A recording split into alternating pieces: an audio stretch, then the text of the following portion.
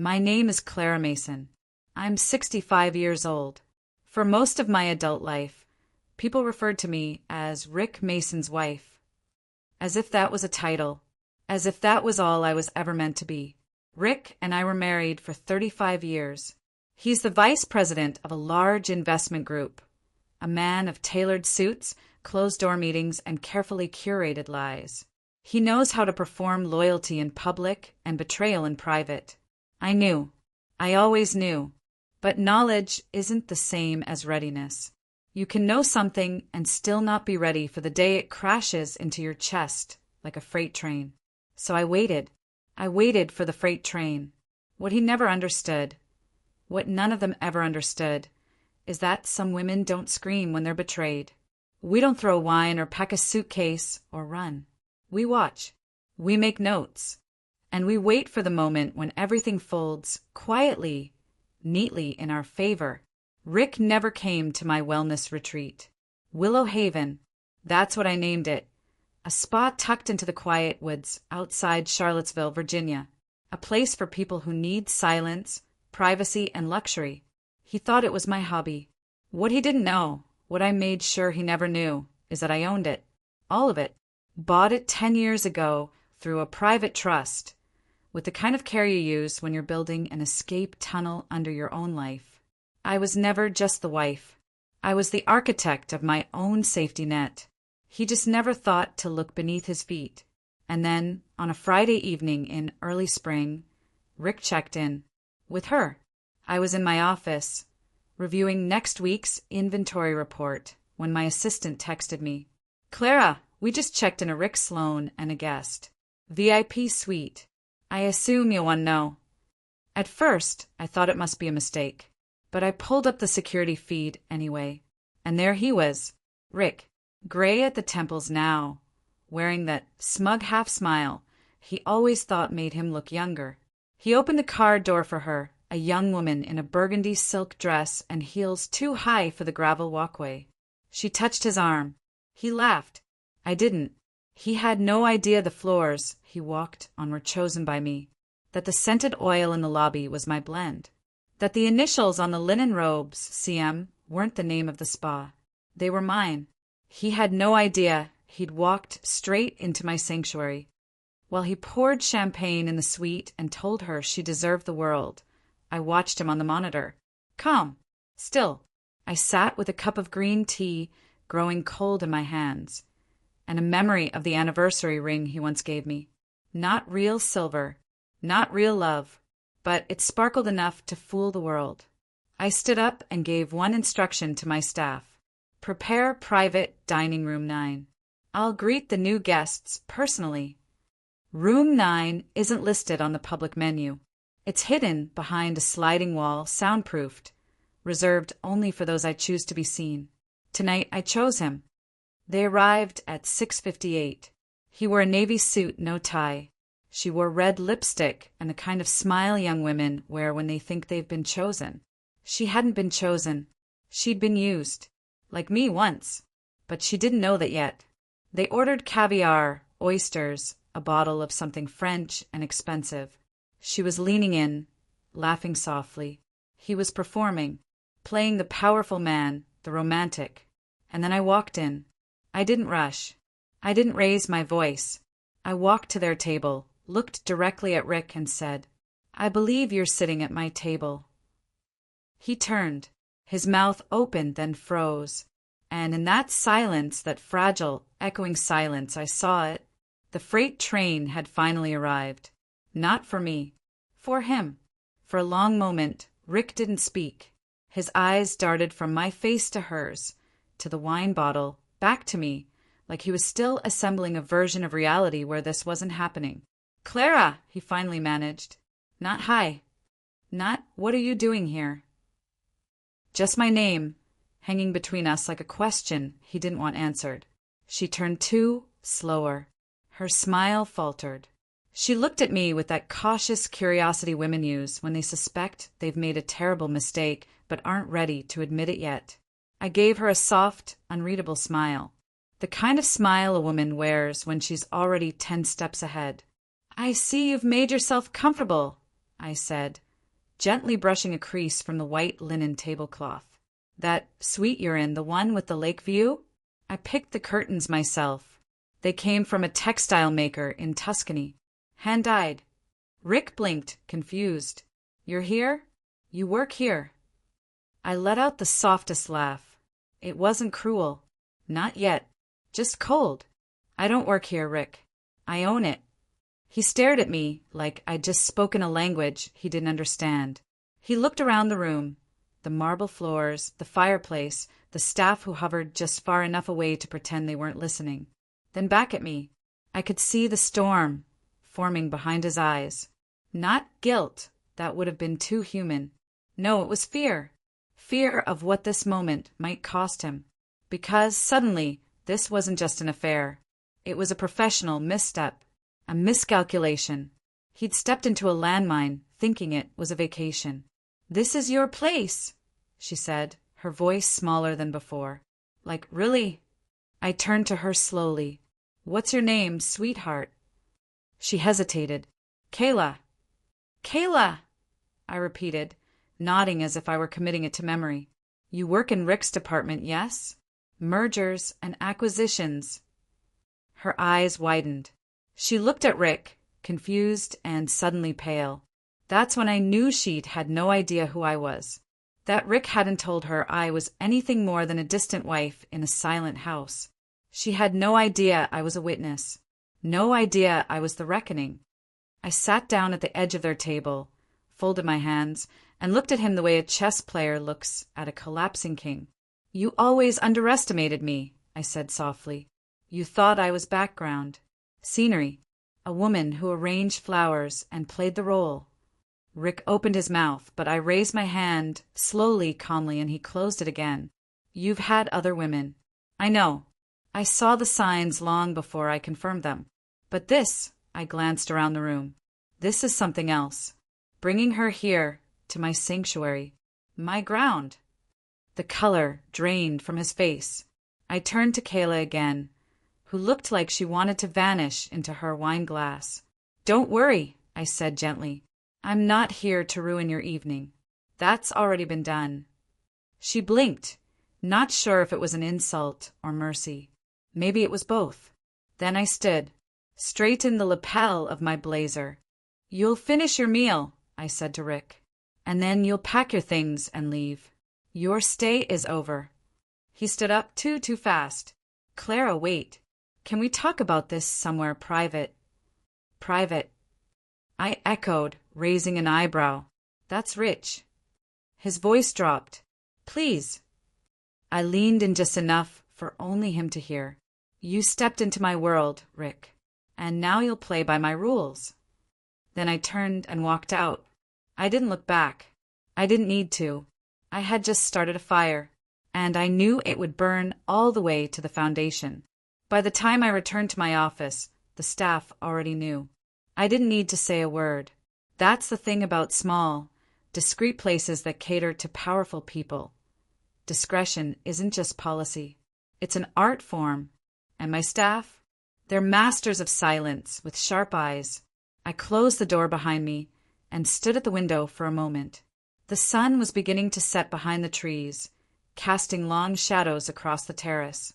Somewhere down below, Rick and his assistant-turned-playmate were still finishing their meal under the illusion that this was a mistake they could walk away from. But it wasn't a mistake. It was a decision. I sat down at my desk and pulled out a folder. It wasn't thick, just enough pages to carry weight without bulk. Inside, bank statements, hotel charges, text message screenshots. 3 years of proof. 3 years of indulgence on my dime, in my shadow. I'd hired a private investigator 2 summers ago, a quiet woman named Nora who specialized in high-end infidelity cases. She was discreet, smart, and methodical, and she never missed. For 3 years, I had documentation. Not because I was waiting to catch him, I already had. I was waiting for him to walk far enough into his lie that I could shut the door behind him and lock it. And now he had, willingly, publicly, on my property. The next morning, I arrived early. Room 14. The administrative suite behind the front office had been turned into a temporary command center. My lawyer, Marion Holt, was already there. Gray wool suit, no makeup, coffee in one hand, tablet in the other. "You're early," she said. "So is the reckoning," I replied. We didn't waste time. She opened her tablet. "I've drafted the petition for dissolution, and I've included the clauses you asked for. Spousal fraud, concealment of assets, breach of fiduciary trust." "Excellent." She looked up. "You're sure you want to go scorched earth?" I smiled. "I'm just reclaiming what's mine." We walked through every point, every detail, not because I needed vengeance, but because I needed clarity. Rick had spent years building an empire of appearances: the good husband, the high-powered executive, the dignified family man. All smoke, all mirrors. Now the mirrors were cracking, and I wanted to make sure he saw every broken shard.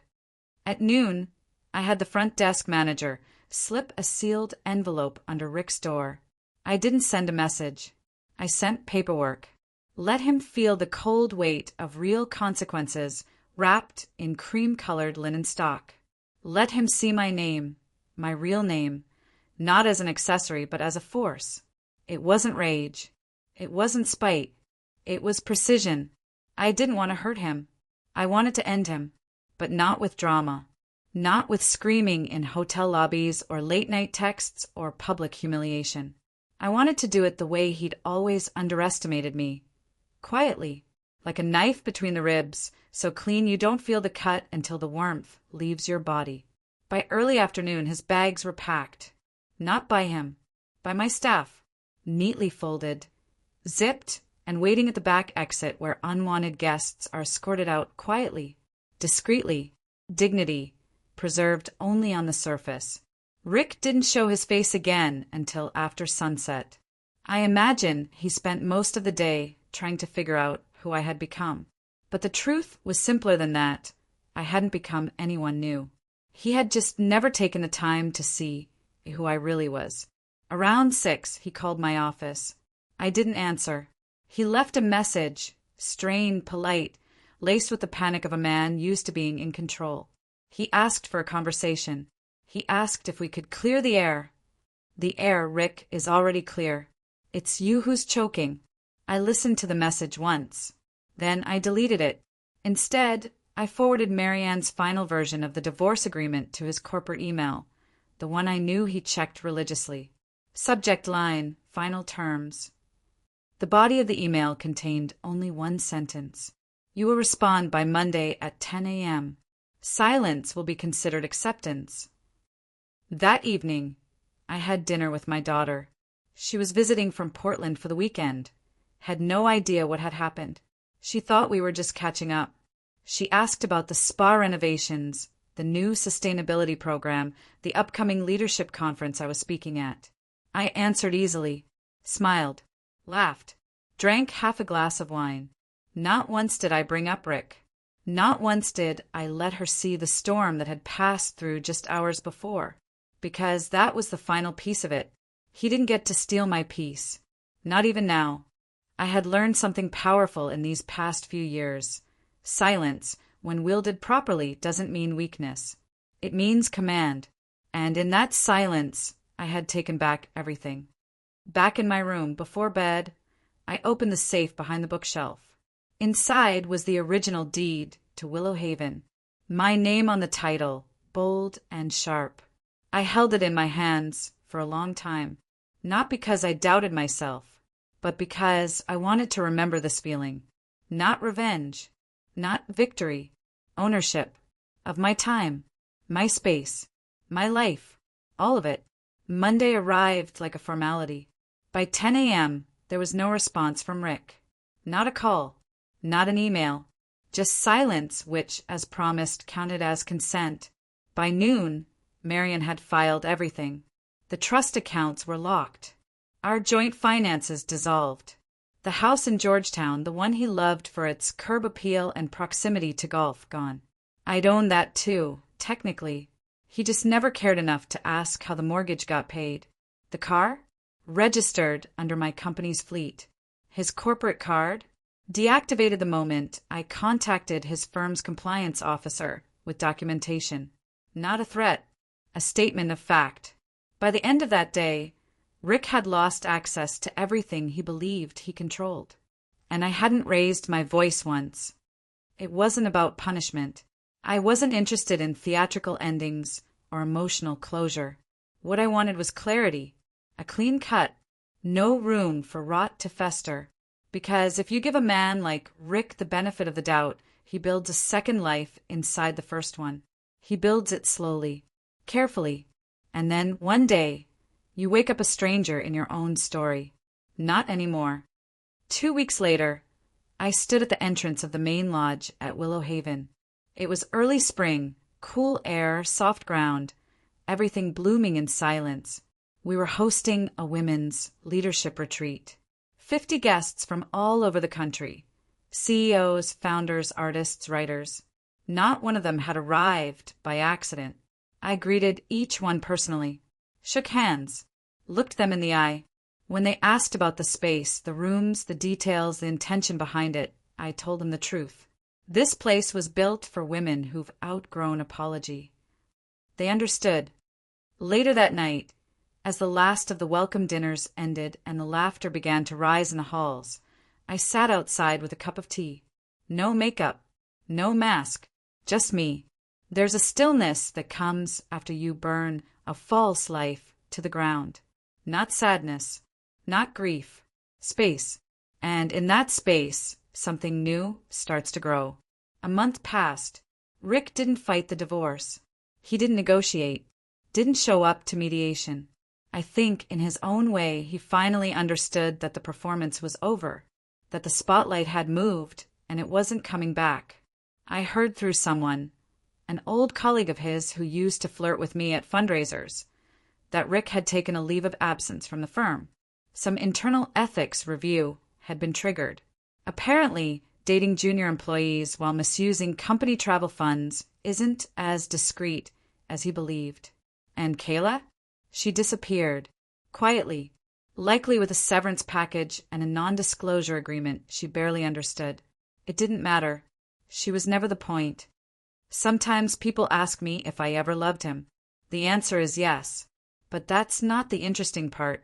The more honest answer is, I loved him for who I thought he was.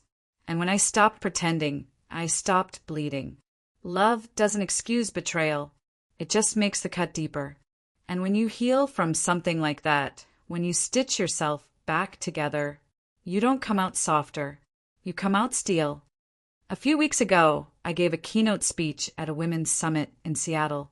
The theme was reclaiming authority. I told my story carefully with grace. No names, no drama, just truth. I talked about what it means to be underestimated, to be dismissed, categorized, shelved as supporting cast in your own life, and then one day to decide, no more. When I finished, the room was silent. Then it rose, not for applause, for recognition, because every woman in that room had felt it. Not the betrayal, necessarily, but the moment when you realize you've been edited out of your own story, and the fire that rises when you decide to write yourself back in. Last night, I stood alone in Suite 7, the same room he once used to stage his lie. It's different now. I've remodeled. No trace of him remains. The windows are open. The air smells like lavender and something new. And I stood there, barefoot, tea in hand, looking out over the garden I planted. My garden, my place. No noise, no memory clinging to the walls. Just quiet. And in that quiet, I felt it again. Freedom doesn't always come with a bang. Sometimes it walks in like silence and stays.